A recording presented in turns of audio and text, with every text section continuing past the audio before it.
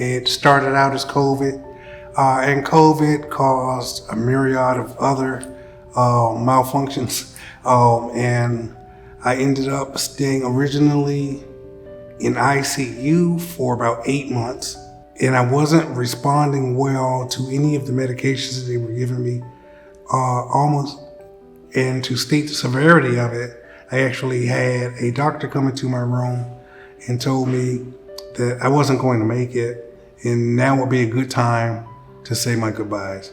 I guess what they didn't know is that at the core of my personality is a guy who doesn't know how to give up.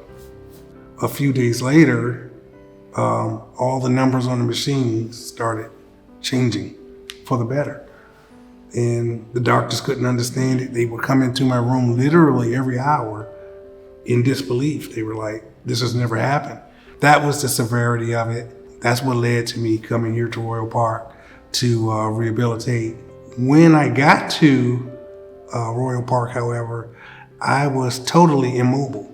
And I didn't think that I was ever going to get any better. And I had people here at Royal Park who just refused to give up on me and wouldn't let me give up on myself.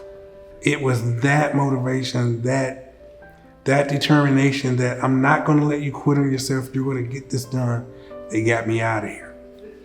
You get the feeling that there are people here that care enough about you that if this is going to be your permanent resident, then you're going to be cared for the entire time.